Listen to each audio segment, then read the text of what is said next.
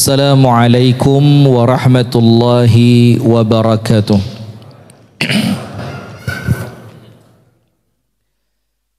Innal hamdalillah nahmaduhu wa nasta'inuhu wa nastaghfiruh wa nastahdihi wa natubu ilaihi wa na'udzu billahi min shururi anfusina wa sayyiati a'malina.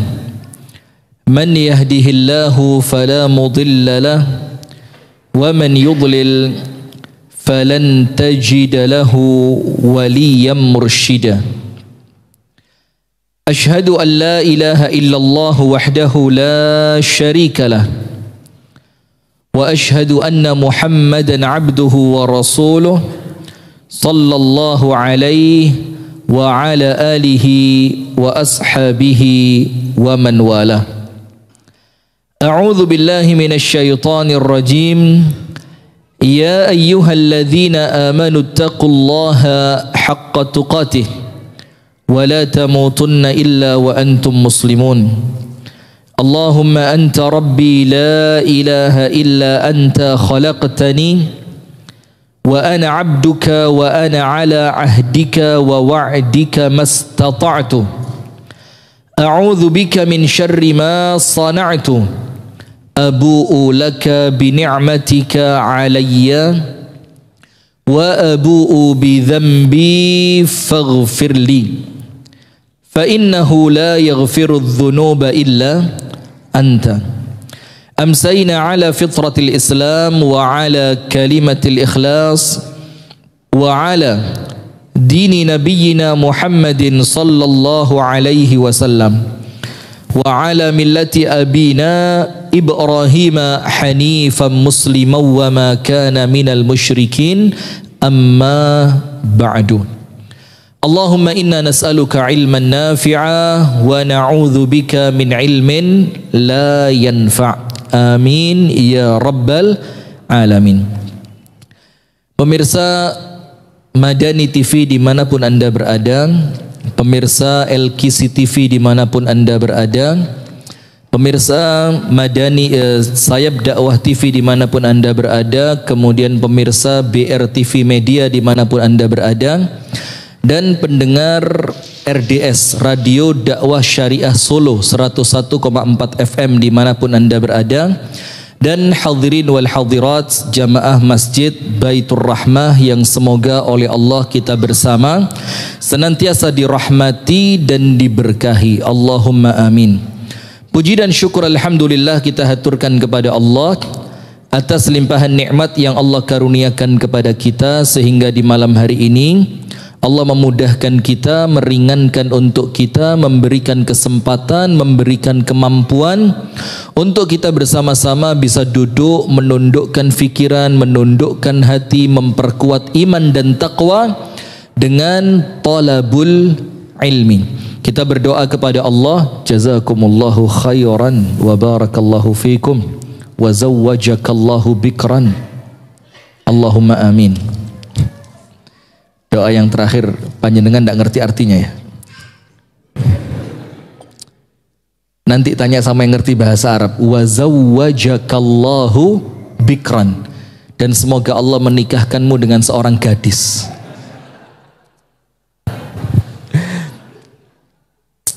Kalau kata Syekh Utsaimin, tidak boleh doain orang yang orangnya tidak berkenan. Seperti contohnya mendoakan orang mudah-mudahan nikah lagi ya, tapi orangnya tidak pengen, itu tidak boleh. Tapi saya rasa tidak ada orang tidak pengen. Ya, maka hukumnya jadi boleh. Baik, jadi kita bersyukur kepada Allah di malam hari ini dipertemukan dalam rangka talabul ilmi, dan kita berdoa kepada Allah semoga apa yang kita amalkan mendatangkan ridha dari Allah, dan duduknya kita di majelis ini oleh Allah dijadikan sebagai ibadah dan penggugur dosa. Amin ya rabbal alamin. Salawat beriring salam semoga tercurah dan terlimpahkan kepada suri tauladan kita, kekasih kita bersama, Nabi besar, Nabi agung, An-Nabi Muhammad sallallahu alaihi wasallam, beserta seluruh keluarganya, beserta seluruh istrinya, beserta seluruh sahabatnya, dan seluruh di antara umat dan pengikutnya yang setia menjalankan sunnah dan ajarannya ila yaumil qiyamah. Hadirin sekalian, tema kita adalah dahsyatnya istighfar. Nah, saya tidak akan membahas terlalu dalam mengenai fadilah-fadilah istighfar karena terulang, betul enggak? Istighfar itu memudahkan urusan, istighfar itu menjadikan setiap kesulitan kita oleh Allah diberikan kemudahan. Istighfar itu mendatangkan rezeki dari tempat dan arah yang tidak diduga. Itu insya Allah antum lebih tahu dari ana karena sudah terulang. Nah, termasuk cerita Imam Ahmad bin Hambal dengan Khabbas. Tahu Khabbas? Tukang roti, tahu enggak? Nah, itu kan juga terulang bagaimana ada seorang tukang roti yang kemudian mempersilahkan Imam Ahmad nginep di rumahnya. Karena Imam Ahmad terusir dari masjid, gitu kan? Malam-malam Imam Ahmad keluar rumah, kemudian sholat maghrib, sholat isya. Setelah isya masjidnya ditutup seperti Baitur Rahmah. Nggak aman. Masjidnya ditutup, maka Imam Ahmad disuruh pergi. Dibilang kami tidak kenal siapa kamu karena zaman dulu kan orang tidak tahu ini Imam Ahmad karena tidak ada foto, tidak ada medsos segala macam. Maka Imam Ahmad keluar dari masjid tadi. Sampai di tengah jalan ketemu seorang laki-laki tukang roti. Dibilang kamu mau kemana? Tidak tahu. Ya sudah, kamu nginep di rumah saya. Kasih kamar segala macam. Ketika Imam Ahmad mulai mau istirahat, si tukang roti itu kalau bahasa Inggrisnya nguleni roti. Apa nguleni itu? Membuat adonan roti. Dia apa ya bahasa Indonesianya ya? Nguleni itu apa? Susah ya, kita ganti bahasa nasional aja ya. Apa? Nguleni itu apa? Susah ya. Ya pokoknya intinya dia mempersiapkan bahan untuk membuat roti.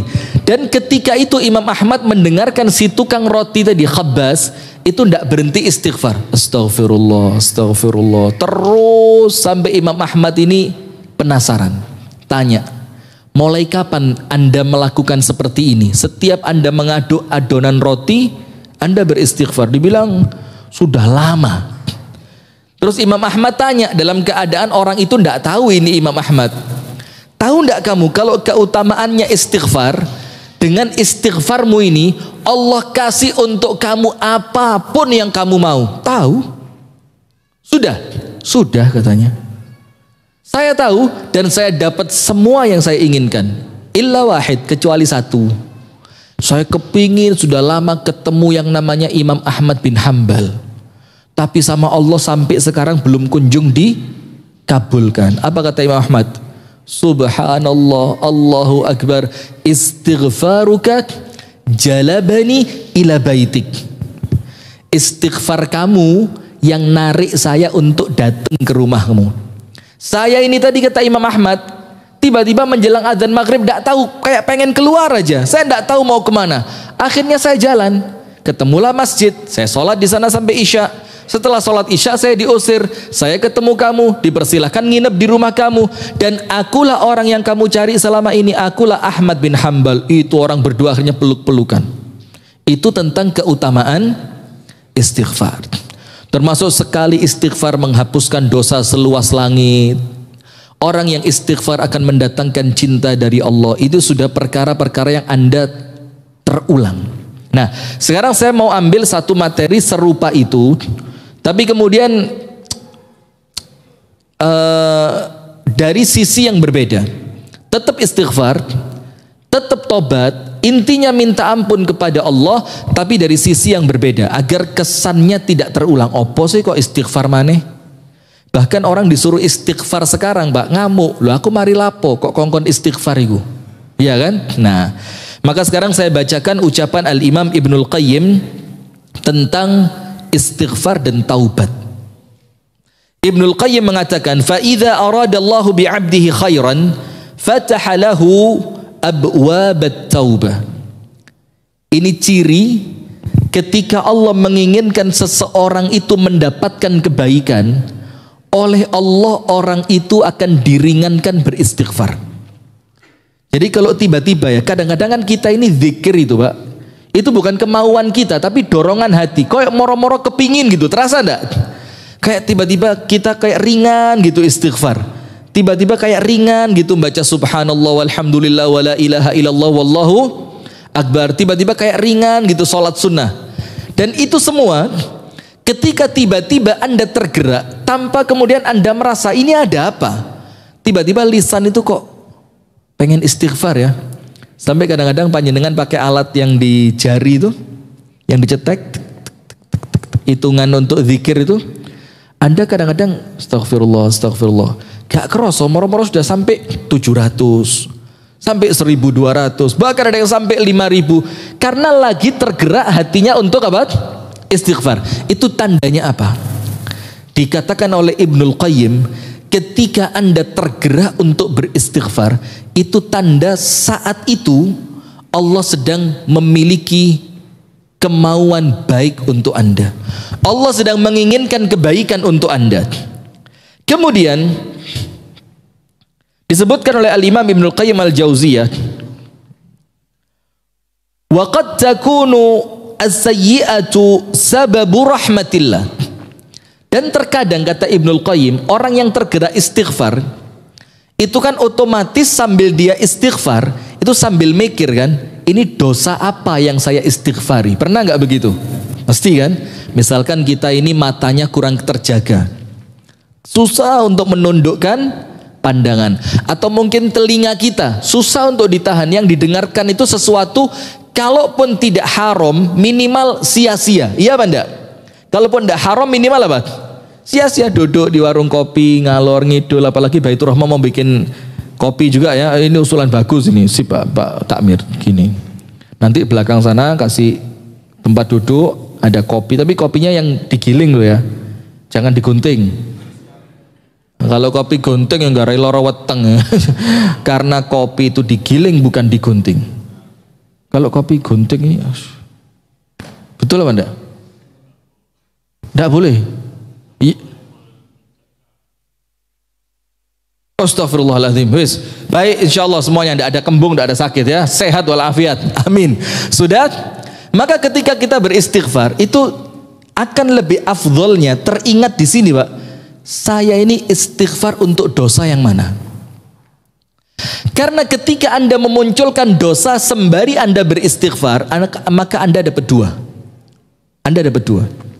Nomor satu, Anda mendapatkan keutamaan istighfar. Dan yang kedua, Anda mendapatkan ampunan dari dosa yang sedang Anda fikirkan tadi. Astagfirullah, tadi kok saya ngomongnya kurang baik. Astagfirullah, tadi waktu jalan sempat kelihatan sesuatu yang seharusnya tidak boleh dilihat.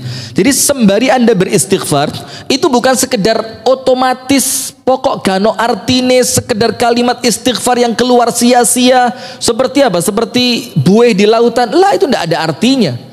Tapi istighfar kita itu masuk ke dalam hati, ya Allah aku salah. Ya Allah, hamba perlu pertolongan darimu untuk menghapuskan kesalahan itu. Ya Allah, kesalahan ini apabila tidak mendapatkan ampunan darimu, maka akan mendatangkan bencana untukku. Kemudian muncul kesadaran, astagfirullah. Maka tentu akan lebih baik istighfar itu bukan cepet-cepetan mengejar kuantitas. Oh, saya harus istighfar sekian ratus, saya harus istighfar sekian ribu, saya harus sekian jam ini, waktu ini harus habis untuk apa? Istighfar. Itu tidak lebih baik dibandingkan orang yang istighfarnya sedikit tapi dalam. Ngerti, istighfarku menunjukkan aku banyak dosa. Istighfarku menunjukkan bahwa aku memiliki Allah yang maha pengampun. Istighfarku menjadikan aku merasa takut dengan dosa yang telah aku lakukan. Istighfarku adalah harapanku agar Allah memberikan ampunannya kepadaku. Itu semakin dalam makna istighfar yang Anda masukkan ke dalam hati, semakin berkualitas istighfar Anda. Itulah kenapa ketika Rasulullah Shallallahu Alaihi Wasallam sholat malam, itu kan jumlahnya tidak banyak. Apanya yang banyak? Bacaan ayatnya. Sampai ada sahabat, ada dalam satu riwayat Anas bin Malik, dalam riwayat yang lain Mu'ad, banyak riwayatnya. Sahabat ikut sholat tahajudnya Nabi Muhammad. Apa yang terjadi? Fahamam tusu. Sahabat ini ngomong apa? Sampai saya berniat jelek, kepingin tak tinggal. Kenapa? 1 rakaat itu 2 juz seperempat. Bahkan lebih. Al-Baqarah tok 2 juz seperempat. Ditambahi surat berikutnya, ditambahi surat berikutnya. Kemudian ada sahabat lagi datang sama Ibunda Aisyah tanya, "Wahai Ummal Mukminin, ceritakan kepadaku bagaimana sholatnya Rasulullah." Ibunda Aisyah tanya apa? Jangan tanya bagus dan panjangnya. Kalian akan apa? Ya akan merasa berat untuk mengikutinya. Itu Rasulullah, jumlahnya tidak sampai bombastis. Rasulullah sholat tahajud 1000 rakaat dalam satu malam. Tidak. Bahkan dalam kitab Bulughul Maram, Ibunda Aisyah mengatakan tidak lebih di dalam dan di luar Ramadan dari berapa rakaat? 11. Tapi panjangnya, bagusnya, khusyuknya. Karena yang Allah cari bukan kuantitasnya tapi apa? Kualitas. Nah, maka dikatakan boleh jadi kesalahan yang Anda lakukan kemudian memunculkan kesadaran untuk beristighfar, itu sebab datangnya rahmat Allah untuk Anda. Jadi ternyata kesalahan itu bisa justru narik rahmatnya siapa? Allah. Tapi ingat, yang narik rahmatnya Allah jangan salah faham, bukan kesalahannya, tapi apa yang Anda lakukan setelah Anda melakukan kesalahan. Saya ulang ya. Jadi jangan, berarti kesalahan ini narik rahmatnya Allah. Lek ngono tak salah terus saya. Bukan, tapi apa? Apa yang Anda lakukan setelah Anda mengaku diri Anda melakukan kesalahan. Nabi Adam. Tahu Nabi Adam? Di surga makan buah yang oleh Allah dilarang. Wala taqrabu hadhihi syajarata fatakuna minadh-dhalimin. Yang satu ini jangan dideketin. Nanti kamu salah, nanti kamu zalim. Akhirnya diganggu sama setan, kemakan itu buah. Turun kemana? Ke dunia. Allah yang ngajari Nabi Adam bagaimana minta ampunnya. Apa kata Allah? Fatalaqa Adamu min rabbihi kalimatin fataba alaih. Allah ajarkan kepada Nabi Adam alaihi salam untuk mengucapkan beberapa kalimat yang dengan kalimat itu Allah beri tobat untuk Nabi Adam. Kalimatnya apa? Rabbana zalamna anfusana wa illam taghfir lana wa tarhamna lanakunanna minal khasirin. Yang doa ini disebutkan oleh Ibnul Qayyim juga, ini sebab kalau doa oleh Allah cepat dikabulkan. Maka banyak orang berdoa mesti diselipi apa? Rabbana zalamna anfusana wa illam taghfir lana wa tarhamna lanakunanna minal. Tapi sayangnya metune otomatis gak kroso. Yang kita mau itu Anda rasain. Rabbana zalamna anfusana. Mikir, tadi melakukan ini saya zalim. Tadi melakukan ini saya zalim. Tadi waktu sholat saya merasa ini saya zalim. Tadi sebelum sholat saya begini saya zalim. Tadi ada waktu luang saya tidak pakai baca Al-Quran saya zalim. Dirasain Rabbana zalamna anfusana. Ditambahi wa illam taghfir lana. Kalau sampai tidak engkau ampuni ya Allah. Kalau sudah tidak diampuni sama Allah, kita tahu kan, satu dosa kecil saja yang tidak diampuni oleh Allah sudah menjadikan kita pantas masuk neraka. Satu dosa kecil. Kenapa begitu? Karena tidak akan masuk surga kecuali orang yang bersih. Maka itulah fungsinya neraka untuk apa? Untuk apa? Mensucikan. Nah makanya kalau ada satu yang tidak Allah ampuni, wa illam taghfir lana, kalau sampai tidak engkau ampuni ya Allah, wa tarhamna, dan karena tidak dapatnya kami ampunanmu, maka engkau tidak merahmati kami. Tidak ada ceritanya orang tidak diampuni kemudian dirahmati, tidak ada. Maka ampunan Allah turun dengan istighfar kita tadi, baru orang yang diampuni itu adalah orang yang Allah rahmati. Maka bilang wa illam taghfir lana wa tarhamna lanakunanna minal khasirin. Pasti kami rugi. Nah, kemudian hadirin, kesalahan tadi itu menjadi sebab rahmatnya Allah. Kenapa? Karena setelah dia salah, dia ngerti, oh, ini kesalahan tidak boleh didiemin. Kesalahan ini pasti mendatangkan keburukan. فَمَنْ يَعْمَلْ مِثْقَالَ ذَرَّةٍ خَيْرًا يَرَهُ وَمَنْ يَعْمَلْ مِثْقَالَ ذَرَّةٍ syarrayyara. Apa artinya syarrayyara? Sedikit sekecil apapun kesalahan yang Anda lakukan pasti ada dampaknya. Nah, maka dengan itu dikatakan oleh sebagian salaf apa? Wa inni asaitu rabbi, ketika aku bermaksiat kepada Allah, apa yang terjadi? Fanadhartu athara dzalika fi khuluqi dabbati wa imraati. Ketika aku melakukan maksiat, secara langsung itulah Allah tampakkan dampaknya pada kendaraanku dan pada istriku. Ketok dampaknya. Mobil tidak ada apa-apa, tiba-tiba rusak. Untuk hitungan mobil masih sehat, masih muda. Baru jalan kira-kira 15.000 kilometer. Secara tahun mungkin baru dipakai mungkin setengah tahun. Normalnya hitung-hitungan manusia mobilnya tidak mungkin rusak. Tiba-tiba ada kendala di mesinnya, hati-hati. Atau istri, tiap hari menyenangkan, ketemu senyum, nyambut, Mas mau makan apa? Mas mau minum apa? Disambut. Ini hari itu Anda datang, istri tiba-tiba, Mas mau tak makan? Jadi berubah sudah. Maka hati-hati, kata para salaf apa? Itu pasti karena famay ya'mal mithqala dzarratin syarran yara. Allah tampakkan dampak dari dosa itu. Imma fid dunya wa imma fil akhirah. Boleh jadi di dunia, boleh jadi di akhirat. Nah, karena kesadaran dosa itu mendatangkan dampak buruk, akhirnya kita takut kan? Saya punya misanan, lah bukan misanan, uminya dia misanan sama saya, berarti dia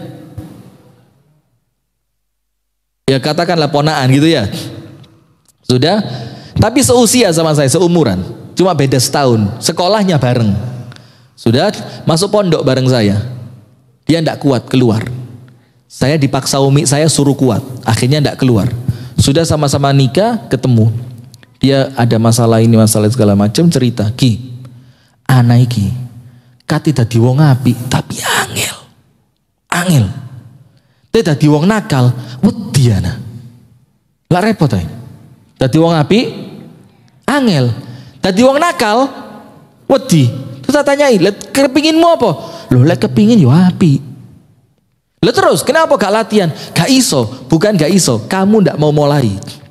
Kenapa begitu? Karena satu langkah kebaikan yang kita lakukan akan mendatangkan langkah-langkah yang berikutnya. Walladzina jahadu fina lanahdiyannahum subulana.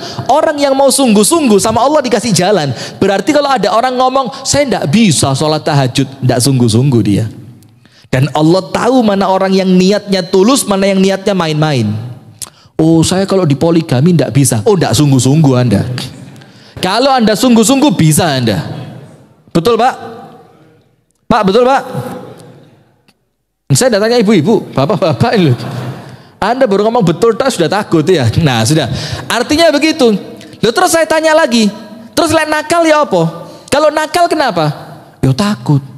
Di dunia kok wedi konangan ketangkep polisi, di akhirat melbu merokok. Nah Anda tahu enggak? Rasa takut yang muncul dari keburukan itu rahmatnya Allah. Karena Anda takut dari keburukan yang Anda lakukan. Contoh gini, kita semuanya kan tahu ya, buah jatuh tidak jauh dari pohonnya. Kemudian dalam istilah Islam itu kan ada ceritanya Umar bin Al-Khattab itu memarahin seorang anak karena anaknya durhaka. Ternyata anaknya bilang apa? Ini salah bapak saya tidak pernah ngajarin agama, bapak saya tidak pernah nyariin untuk saya ibu yang baik. Umar bilang berarti kamu nakal karena salahnya siapa? Bapakmu. Nah maka karena kekhawatiran dampak buruk dari dosa tadi menjadikan kita takut berbuat dosa. Lek wes kadung sekarang masalahnya terlanjur berdosa, maka Allah kasih cara dengan istighfar. Nah, maka istighfar setelah kita berdosa itu rahmatnya Allah. Tapi sekarang begini Pak, ada orang-orang setelah melakukan dosa merasa kotor, akhirnya dia merasa jolah koniki sopo, kamu ini habis ngapain kok sok-sokan mau sholat ke masjid? Loh, kamu ini barusan minum apa? Kok sok-sokan denger azan mau wudhu, mau di soft yang pertama? Kamu akhirnya orang ini terhalang dari kebaikan. dan kebaikan yang terhalang darinya salah satunya istighfar. Dan itu kata Ibnul Qayyim talbisu iblis, godaannya iblis. Tak kasih contoh gini. Na'udzubillah, a'azzanallahu wa iyyakum ajma'in. Semoga Allah menyelamatkan kita semua ya. Amin ya rabbal alamin. Na'udzubillah, ada seorang habis berzina, pulang zina. Na'udzubillah, a'azzanallahu wa iyyakum. Pulang zina, di mobil, nyetir mobil, dia mau pulang ke rumahnya atau naik motor gitu. Dia mau pulang ke rumahnya. Terus di jalan tadi terbersit dalam hatinya perasaan ingin istighfar. Loh, saya kok begitu ya? Perasaan kepingin apa? Istighfar. Itu tanda Allah rahmat sama dia. Ternyata setan bisi, opo sih? Dosa sing mari kok lakoni kalau dosa gede. Anda ini barusan pulang dari perbuatan fahisyah, zina, kok sekarang sok-sokan suci mau istighfar. Nah, itu ternyata setan. Maka sekarang hadirin, disebutkan oleh Ibnul Qayyim, terkadang kesalahanmu itu mendatangkan rahmat dari Allah. Maksudnya apa? Ketika Anda salah, terus kemudian Anda merasa takut, ya Allah, kesalahan ini mendatangkan azab, bagaimana? Maka apa yang terjadi? Tiba-tiba seketika itu Anda istighfar. Nah, maka istighfar itulah artinya rahmat dari Allah untuk Anda. Ketambahan, bukan cuma itu. Tambahannya apa? Setelah Anda melakukan kesalahan, ternyata apa? Anda menjadi orang yang tidak merasa suci. Nah, ada cerita yang lain ini. Disebutkan oleh para ulama begini, Pak. Ada seorang ahli ibadah. Ahli ibadah seperti antum inilah. Insya Allah semuanya cepat masuk surga. Amin. Tapi cari generasi penerus dulu buat masjid. Kalau ini terlanjur masuk surga belum ada pemudanya kan repot. Ini Baitur Rahmah pemudanya ada pemuda Baitur Rahmah. Insya Allah mudah-mudahan ya, karena pemuda itu penting. Sudah ahli ibadah. Ketika dia ibadah, tidak pernah maksiat. Bahkan datang untuk sholat zuhur itu 7:30 pagi. Orang tanya, mau nambas? Kata Nandi, duhuran. Jam berapa? 7:30. Lu gak apa-apa. Harus lebih cepat ini. Saat durungnya kedisian muadzin. Sudah, pokok top. Sampai akhirnya muncul ujub. Ujubnya memunculkan sombong. Sombongnya menjadikan dia dibenci oleh Allah. Kalau Allah kesian sama orang itu, dikatakan oleh Ibnul Qayyim, kalau Allah kesian sama orang tadi, ternyata ibadah yang seharusnya ibadah ini menuntun kamu masuk surga, ternyata dengan ibadahmu kamu malah ujubmu menjadikan dirimu sombong. Kalau kamu sombong, tempatmu di mana? Neraka. Kalau Allah kesian, kan tidak pantas masuk ahli ibadah masuk neraka. Kan pantasnya ahli ibadah masuk mana? Surga. Nah, kalau Allah kesian, Pak, karena salah jalannya dia ibadah muncul sombong, apa yang terjadi? Oleh Allah dikasih cara terekstrim. Apa itu? Allah jatuhkan dia pada kemaksiatan besar dan aibnya dibongkar. Nampaknya dalam tanda kutip, maaf ya, nampaknya kan Allah jahat. Ya Allah, ini loh ahli ibadah. Mosok ahli ibadah engkau jatuhkan dalam perbuatan maksiat, dan setelah dia maksiat engkau bongkar lagi. Nampaknya jelek atau buruk? Jelek atau buruk? Nampaknya jelek atau baik? Nampaknya jelek, ternyata baik. Sekarang kita kupas satu persatu. Gini, ibadah arti awalnya apa? At-tadzallul. Ibadah, abid itu budak, budak itu hina. Maka arti awal ibadah dalam kitabnya Ibnu Taimiyah Al-Ubudiyah, arti awal ibadah at-tadzallul amamallah, merasa hina di hadapan Allah.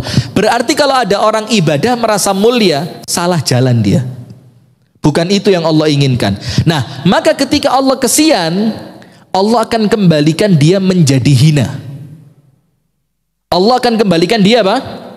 Merasa hina. Setelah sebelumnya dia merasa sombong dengan apanya? Wah, aku sedino iki wis istiqomah, Pak. Odoj. One day, one juice. Wah, istiqomah. Kadang-kadang ini gak sak jus. Kadang-kadang ya sak jus setengah. Iku lek gak moco ngelu sirahku. meripat kayak kelemun-kelemun. Wah, udah. Terus poso iku yo Mas yo gak Daud yo, tapi Senin Kemis itu iku settingan pabrik iku. Iku sahur gak sahur iku mesti poso. Kadang-kadang bahkan buka niku balik subuh mana kok. Wah, saking semangatnya dia puasa ini. Kadang butuh buka iku ngenteni meneh subuh mana kurang lega lek luwe. Sudah. Dengan ibadah itu yang seharusnya dia memunculkan rasa hina di hadapan Allah, ternyata dia malah sombong. Maka oleh Allah dikembalikan ke settingan yang benar. Jret. Dikembalikan, dijadikan orang itu merasa hina. Dengan apa? Tanpa dia sadari. Bahkan tidak pernah dia pikirkan. Moro-moro terjatuh dalam dosa besar. Tiba-tiba dia tidak tahu ketemu teman lama, ya apa ceritanya, moro-moro disuguhi minuman. Wis hormat iki mek gawe ngregani kanca tok, kan gitu biasanya. Minum sampai mabuk dimasukkan kamar, zina, naudzubillah. Setelah dia sadar, di sebelahnya perempuan, la ilaha illallah. Dan dia terasa ada aroma-aroma miras di mulutnya. Setelah itu, Pak, sama temennya ternyata direkam. Rekamannya disebar. Na'udzubillah min dzalik. Akhirnya dia, Pak, tidak berani keluar rumah. Malu. Dia merasa hina. Dia merasa pecah sudah. Dia merasa tidak ada kebaikan sedikit pun yang pernah dia lakukan. Karena ternyata dia melakukan dosa besar. Nah, ternyata ini, Pak, ketika dosa besar yang dia lakukan tadi mengembalikan dia untuk kembali merasa hina, itu ternyata rahmatnya Allah. Ternyata itu apa? Rahmatnya siapa? Allah. Karena apa? Allah kesian sama dia. Karena eman ibadahmu, kalau dengan ibadah ini kamu sombong, endingnya neraka. Allah kepingin ibadah ini mengantarkan kamu tawadhu, tawadhu'mu mengantarkan kamu masuk surga. Ibadah gak tawadhu sama Allah disikat pakai dosa besar. Bang. Setelah dosa besar yang tidak pernah dia pikir ternyata terlakukan olehnya dan disebar di hadapan manusia, akhirnya dia merasa sombong lagi apa enggak dengan ibadahnya? Tidak akan. Ketemu orang, malu dia. Karuan lah gak tahu ibadah, maksiat, pantes. Ini orang yang terkenal masjid, terkenal Quran, terkenal puasa, geletek, moro-moro konangan, zina, a'udzubillah minasyaitonir rajim. Bahaya kan? Akhirnya setiap ketemu orang dia merasa malu, dia merasa hina, dan dia tidak pernah melewatkan waktunya kecuali dengan mengisi hatinya merasa hina di hadapan Allah. Nah, itulah rahmatnya Allah ketika seseorang tergerak untuk istighfar. Nah, kemudian dikatakan oleh Ibnul Qayyim, maka kemudian di sini fa innal 'arifina kulluhum majmu'una 'ala anna at-tawfiq alla yakiluka Allah taala ila nafsik. Maka dengan itu orang-orang yang kenal kepada Allah, al-'arif billah, orang yang kenal kepada siapa? Allah. Itu maka mereka oleh Allah dipaksa. Dan bahasa kasarnya begitu ya, dalam tanda kutipnya ya. Karena sekarang kalau ceramah live ini kalau tidak ada tanda kutip itu mudah salah paham, gara-gara diterimanya lewat media dan diterima secara langsung begini tuh beda guyonnya itu, maka riskan kalau tidak dijelaskan secara detail. Dalam tanda kutip oleh Allah dipaksa untuk orang yang arif dengan Allah itu tidak pernah merasa cukup dengan dirinya. Begini, ketika dia merasa cukup untuk masuk surga dengan ibadahnya, coba, itu kan perasaan cukup dengan apa? Diri. Wah, aku iki lek meninggal ya insyaallah surga lah, Pak. Belas lo gak tahu maksiat, paling dosa ya dosa-dosa kecil. Ibadah itu Masya Allah 5 waktu itu istiqomah di masjid itu lebih dari 20 tahun. Begitu. Akhirnya dengan ibadahnya tadi dia merasa cukup dengan dirinya tanpa pertolongan Allah untuk bisa masuk surga. Tahu enggak ceritanya orang Yahudi yang diceritakan sama Nabi Muhammad sebelum zamannya Nabi Muhammad, mulai lahir procot sampai meninggal dunia ibadah enggak pernah maksiat. Pernah dengar? Ketika Allah wafatkan dia, Allah firmankan kepada para malaikat, masukkan dia ke dalam surga dengan rahmatku, ya kan? Orangnya protes kan? Dibilang, enggak ya Allah, aku masuk surga dengan apa? Amalku. Kata Allah, enggak, rahmatku. Dia bilang amalku. Terus sama Allah, malaikat diperintah, ya sudah, biar dia tahu. Kalau mengandalkan amal, tempatnya dia bukan surga tapi mana? Neraka. Loh, kok bisa masuk neraka ya Allah? Ditimbang harga satu nikmat mata. Yang harga satu nikmat mata ini ditimbang untuk membayar satu nikmat mata dengan ibadahnya dia mulai lahir sampai wafat tidak pernah maksiat. Ternyata harga satu nikmat mata jauh lebih mahal, tidak terbayar. Baru hamba itu ngerti, naam ya Allah, ternyata saya masuk surga karena apa? Rahmatmu. Ini kan bahasa kasarnya dipaksa ngerti sama Allah. Dimasukkan mana dulu sampai dia baru ngerti? Neraka. Nah, maka kita pun sama. Ketika kita ini mulai bangga dengan ibadah kita, Allah akan paksa kita untuk istighfar. Sementara mohon maaf Pak, kita ini kalau ndak kroso dosa, bisa ndak istighfar? Ya rata-rata ndak. Karena istighfar itu oleh para ulama dibagi 3. Ini penting. Istighfar itu dibagi berapa? 3. Nomor 1, ibu-ibu ada? Ada ibu-ibu di belakang? Ngapain? Dengarkan, bagus, lanjutkan ya. Dengarkan, enggak nulis loh, dengarkan, bagus, enggak apa. Ini kelasnya Imam Syafi'i, enggak pakai nulis apal. Nomor 1, al-istighfaru minadz-dzambi. Istighfar karena dosa. Istighfar karena apa? Dosa. Bagus enggak? Ya luar biasa bagusnya. Tapi ini bagus level yang paling bawah. Ada yang lebih bagus? Ada. Nomor 2. Apa? Al-istighfar ala taqsir fil ibadah. Istighfar karena ibadahnya dianggap kurang sempurna. Betul apa enggak? Zikir pertama kali setelah kita selesai salam dari sholat apa? Anda habis ngapain kok istighfar? Habis ibadah loh. Ngapain istighfar? Ngapain? Wah, Anda enggak mari ngerasani kok. Sholat isinya apa? Al-Quran, doa, zikir, tasbih, takbir, kan gitu. Loh kenapa kok istighfar?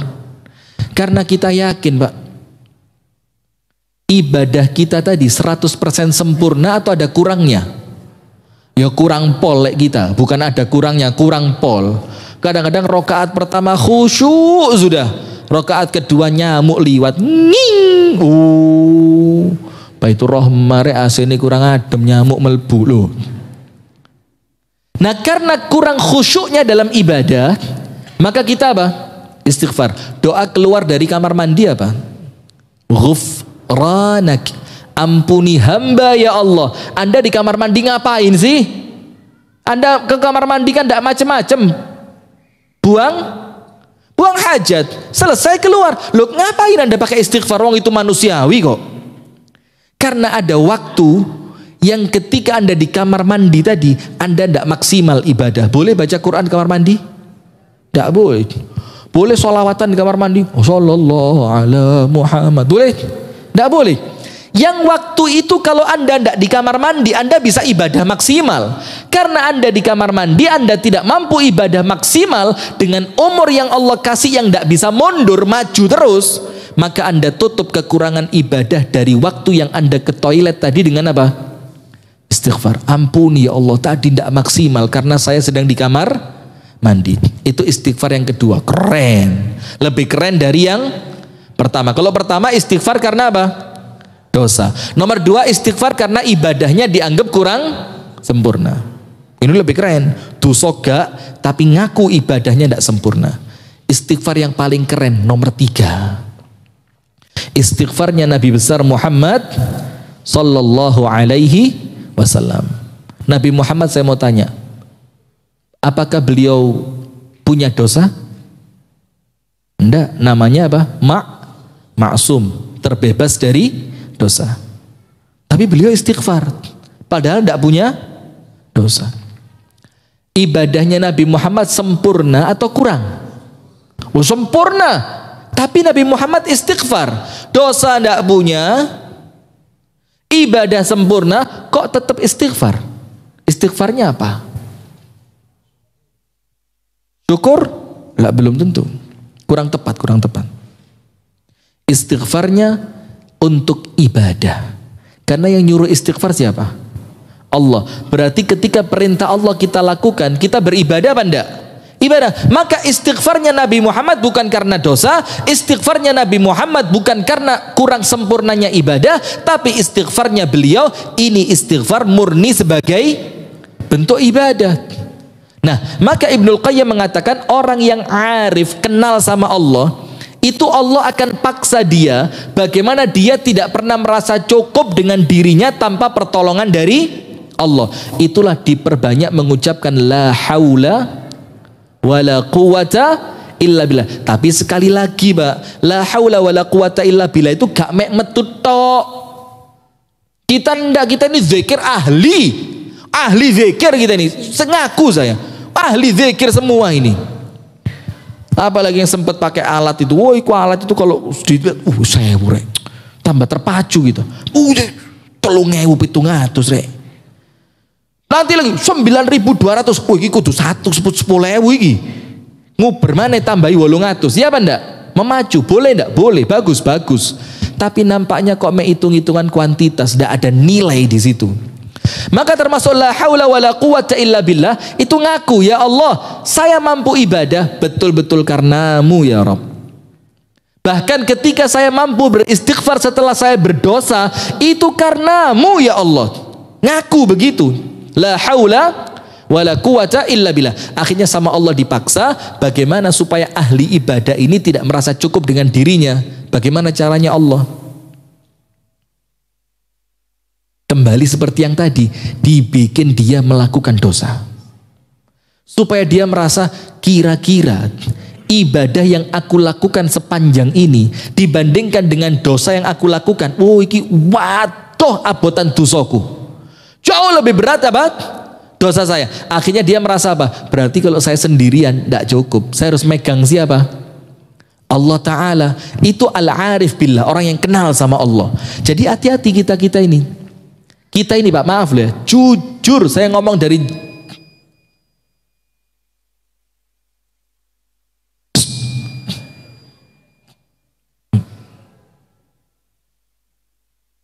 Astagfirullahaladzim. Adzan dulu ya. Nanti insya Allah kita lanjutkan ba'dal adzan. Untuk pemirsa Madani TV dan yang lainnya, kami harapkan tetap bersama kami karena kajian ini akan kita lanjutkan ba'da kumandang adzan Isya.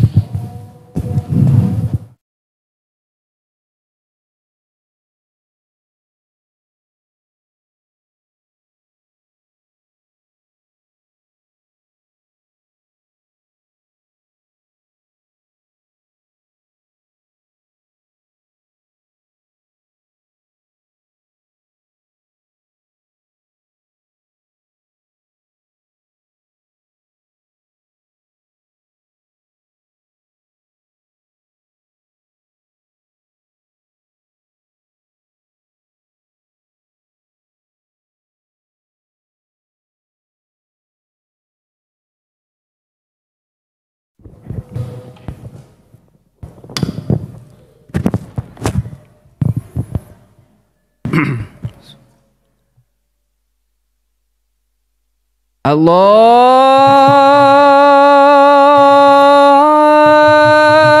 Akbar.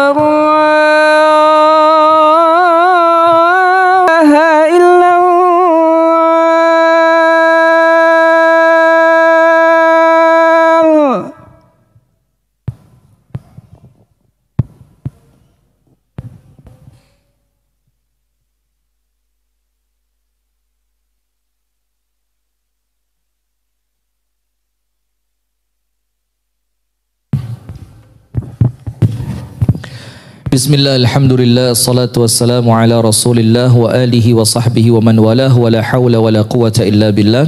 Kita lanjutkan ya sambil ngisi waktu iqamat. Maka disebutkan di sini orang yang arif kepada Allah itu Allah akan jadikan dia tidak pernah merasa cukup dengan diri dan amalnya. Maka oleh Allah dipaksa dengan apa tadi? Merasa berdosa. Nah, maka saya sampaikan, jujur Pak, ini saya sampaikan dari dalam hati. Kita ini yang ahli masjid, ini yang justru paling rawan masuk neraka. Dibandingkan mereka yang di luaran sana, itu justru kalau mereka sukses, mereka bilang apa? Ini tidak mungkin kalau karena saya ini. Mau sholat, gak pernah. Megang Quran, sama sekali. Senin Kemis, oh jangan kan Senin Kemis. Daud itu lo gak ngerti. Kok Daud apa? Ayamul Bid itu lo gak ngerti saya. Tahajud, opo tahajud, duha aja gak pernah kok. Nah, akhirnya orang semacam ini justru merasa apa? Kalaupun saya sukses, oh ini jelas karena Allah kasihan sama saya. Akhirnya memunculkan sikap berikutnya. Nah, berarti akhirat, ya tidak mungkin saya selamat kalau tidak atas pertolongannya siapa? Allah. Maka Anda tahu ucapannya Imam Syafi'i dalam syairnya apa? Falaulaka ya Rabbi ma naja minna ahadun. Kalau bukan karenamu ya Allah, seorang pun di antara kami tidak ada yang selamat. Kenapa begitu? Imam Syafi'i ngasih contoh, dan Imam Syafi'i cerdas, Pak. Apa contohnya? Nabi Adam, siapa yang menciptakan? Allah Ta'ala. Langsung diciptakan dengan tangannya. Siapa yang meniupkan ruhnya Nabi Adam? Allah Ta'ala secara langsung. Allah ciptakan Nabi Adam di mana? Di surga. Allah jadikan untuk Nabi Adam ilmu yang luar biasa, yang malaikat tidak ngerti. Dam, ini apa? Ada. Wa 'allama Adam al-asma'a kullaha. Allah ajarin semuanya, ngerti kabeh Nabi Adam. Kemudian Nabi Adam merasa sedih, ya Allah tidak ada pasangan. Allah kasih Siti Hawa. Iya enggak? Di surga semuanya ada. Langsung bisa berjumpa dengan Allah Ta'ala. Temennya malaikat-malaikat yang mulia. Tidak pernah ngelihat yang namanya hawa nafsu. Di surga semuanya terjaga. Tergelincir enggak? Tergelincir enggak? Apalagi kita. Apalagi kita. Nah, maka dengan istighfar itu hadirin menjadikan kita itu merasa memang benar ya Rabb, aku minta ampun kepadamu karena aku yakin ya Allah kalau tanpa pertolongan berupa ampunanmu ya Allah, ya celaka saya. Nah, maka dikatakan oleh Ibnul Qayyim, maka para arif billah, orang yang kenal sama Allah, Allah paksa mereka tidak merasa cukup dengan diri dan ibadahnya. Terus sahabat, dikatakan di sini wal arif sa'ir ila Allah Ta'ala baina hadhihi al jinahain. Maka orang yang kenal sama Allah itu dia terbangnya dengan dua sayap. Sayap yang pertama abad, la yumkinuhu an yasira illa bainahuma, dan tidak mungkin dia bisa menuju kepada Allah, terbang untuk sampai pada ridhonya Allah kecuali dengan keduanya. Nah, nanti di akhir saya akan sampaikan itulah makna terdalam dari sayyidul istighfar.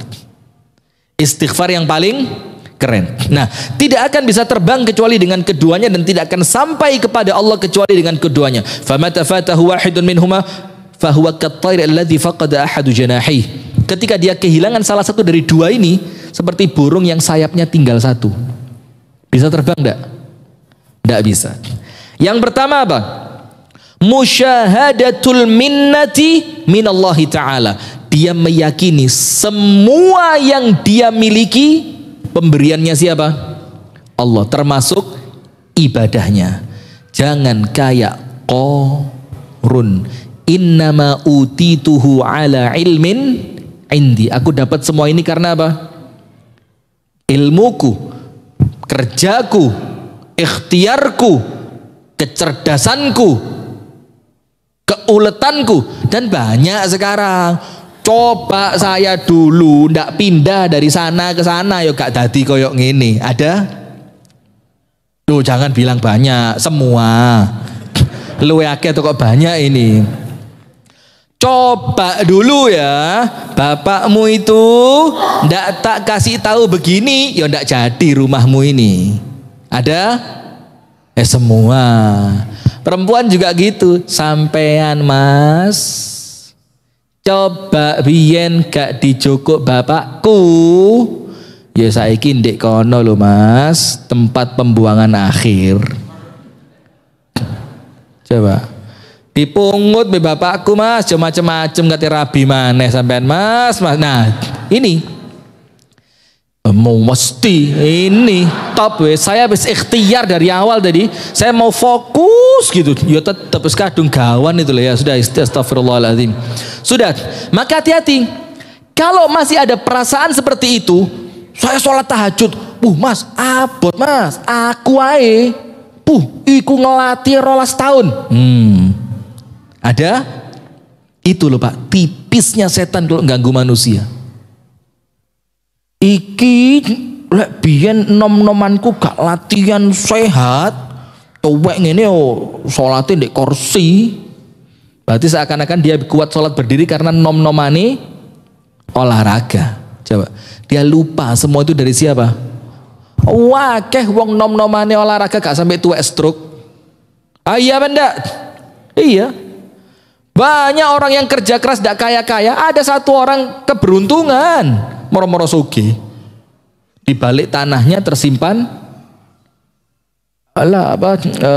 minyak bumi. Kalau yang di Kalimantan mungkin mengandung batu bara. Kalau yang di Saujajar batu kali. Wah, ajaib. Langsung sudah tidak ada. Maka orang yang kenal kepada Allah, Allah paksa dia. Ya Allah, 8 menit cepat men. Allah paksa dia untuk memiliki dua. Nomor satu, dia akan yakin semua yang dia miliki, potensi yang dia punya, kesuksesan yang dia dapatkan, semuanya dari siapa? Allah.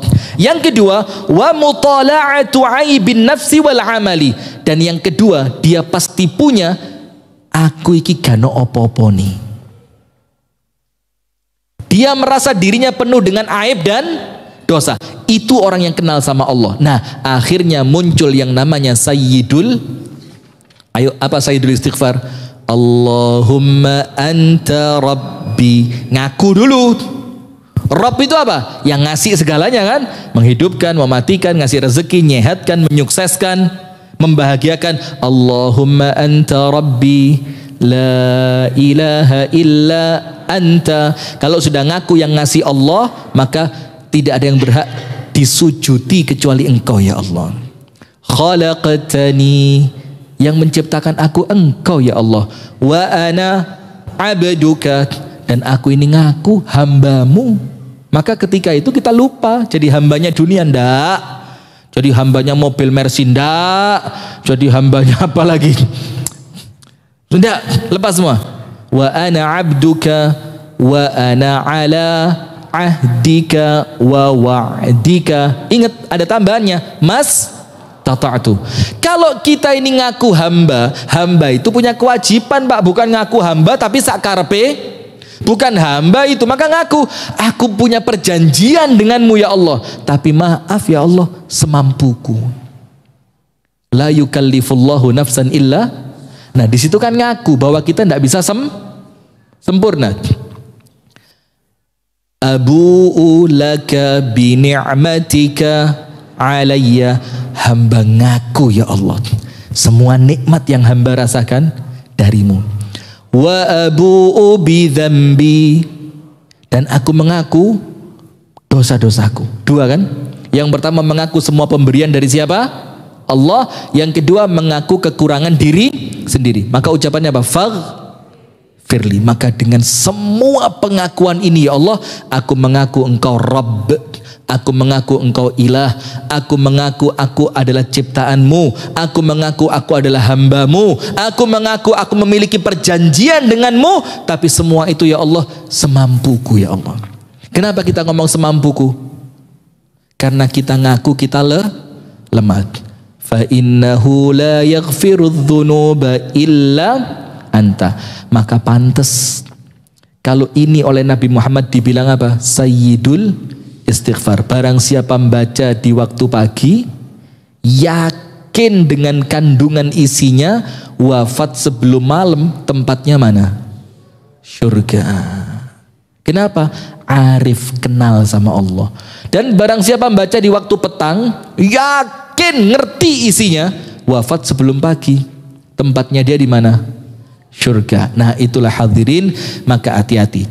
Ibadah kalau mendatangkan kesombongan, Allah paksa kita untuk kembali mengaku hina kalau Allah sayang. Tapi dosa yang kita lakukan justru bisa menjadi datangnya rahmat dari Allah. Ketika dosa itu menggerakkan kita untuk mengaku aku lemah, maka aku perlu istighfar. Barakallahu fikum. Semoga ada manfaatnya. Kurang lebihnya saya mohon maaf. Hadanallahu wa iyyakum ajma'in. Subhanakallahumma wa bihamdika asyhadu an la ilaha illa anta astaghfiruka wa atubu ilaik. Assalamualaikum.